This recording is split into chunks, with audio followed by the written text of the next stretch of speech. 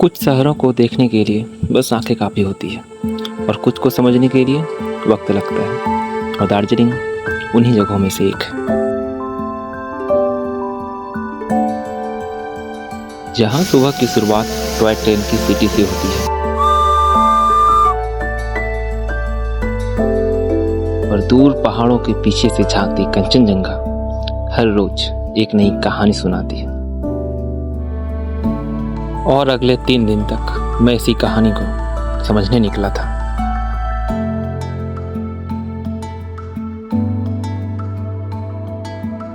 कुछ railway station सिर्फ एक जगह से दूसरी जगह जाने के लिए होती है और कुछ रेलवे स्टेशन खुद ही डेस्टिनेशन बन जाती है, और घूम उन्हीं में से एक है।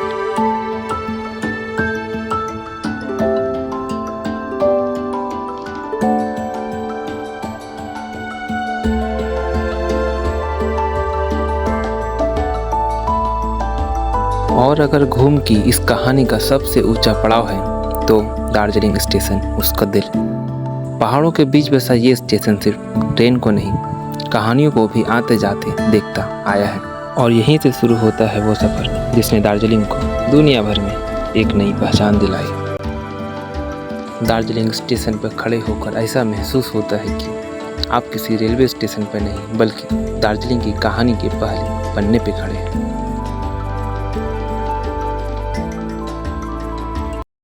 अभी यहाँ बज रहे हैं रात के ऑलमोस्ट 10 और मैं अभी खड़ा हूँ दार्जिलिंग स्टेशन पे, और ठंड भी काफ़ी बढ़ चुकी। सुबह तो ठंड काफ़ी कम थी, और जब आप सुबह यहाँ पे आते हो तो आपको यहाँ पे ट्रैफिक देखने को मिलेगी, टूरिस्ट देखने को मिलते हैं और मार्केट्स। लेकिन अभी का जो टाइम है रात के 10 बजे, यहाँ पे लग रहा है सारा शहर सो गया हो। सारे मार्केट्स यहाँ पे बंद हो चुके हैं, टॉय ट्रेन बंद हो चुकी है, टूरिस्ट दिखाई नहीं दे रहे, सारे रोड खाली। बारिश हो गई तो और पूरा कुछ नहीं है। और लाइट्स भी अभी यहाँ पे कट हो गई स्टेशन पे, या बंद कर दी गई, जो भी हो।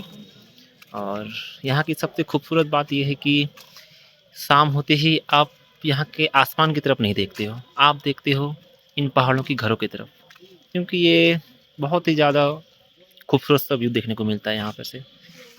इतने हाइट्स पे आप जब उतने सारे घरों को देखते हो कि लाइट्स सारे चमक रहे होते हैं, इनकी एक अलग कहानी बयां करती है। उन घरों में लोग रहते हैं। इस चीज़ को आप किसी भी यूट्यूब पे देख के या किसी भी सोशल मीडिया पे देख के आप इस चीज़ को फील नहीं कर सकते हो, लेकिन जब आप यहाँ पे आते हो, अकेले बैठते हो, इस चीज़ को फील करते हो, तो आपको समझ में आता है यहाँ पे कि हर शहर की एक ऐसी जगह होती है जहाँ उसकी रूह नज़र आती है, और दार्जिलिंग की ये रूह चौरास्ता में बसती है। बहुत ही अजीब सी बात, इतने लोग होने के बावजूद यहाँ शोर कम और सुकून ज़्यादा महसूस होती है।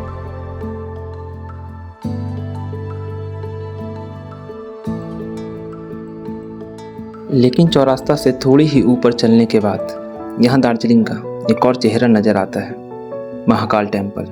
क्योंकि यहाँ पहाड़ों के साथ साथ हमें आस्था भी देखने मिलती है, जहाँ घंटियों की आवाज़, हवा में लहराते प्रेयर फ्लैग्स और पहाड़ों से टकराती ठंडी हवा सब मिलकर एक ऐसी माहौल बना देती है जिसे शायद शब्दों में बयां करना मुश्किल हो।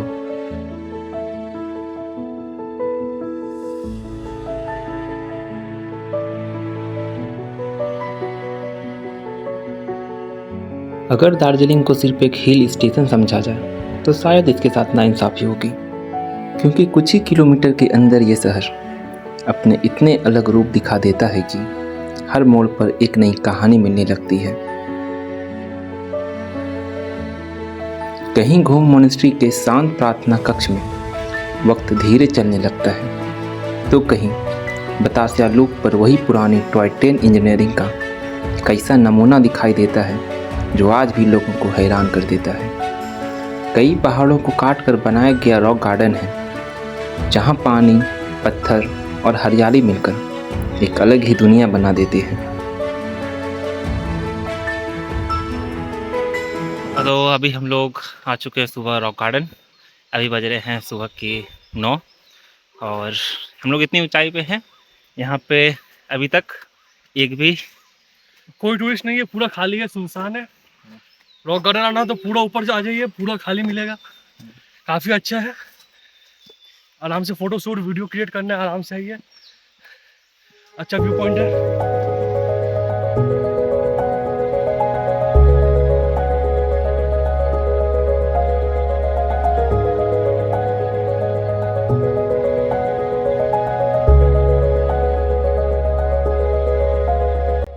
वैसे तो हम सभी ने चाय पी है, कभी घर में, कॉलेज के बाहर या किसी सफ़र में, लेकिन आज मैं ऐसी जगह पे हूँ जहाँ से इसकी कहानी शुरू होती है, वो है टी गार्डन। दार्जिलिंग की पहचान सिर्फ उसके पहाड़ नहीं, बल्कि उन पहाड़ों पर उगने वाली चाय भी है। जितनी दूर नजर जाती है बस हरियाली ही हरियाली, और शायद इसी में दार्जिलिंग की सबसे खूबसूरत कहानी छुपी है।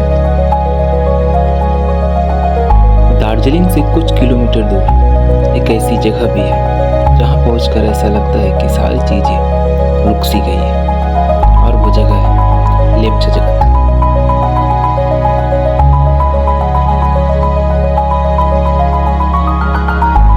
दार्जिलिंग में आप जितनी भी जगह जाते हो तो वहाँ पे आपको लोगों की आवाज़ सुनाई देती है, गाड़ियों की, लोगों की, मार्केट की, थोड़ा क्राउड प्लेस होता है। लेकिन जब आप यहाँ पे आते हो तो आप यहाँ पे कुछ सुन नहीं सकते, आप बस इस जगह को देख सकते हो, फील कर सकते हो, और शायद इसलिए मुझे ऐसी जगह थोड़ी पसंद आती है।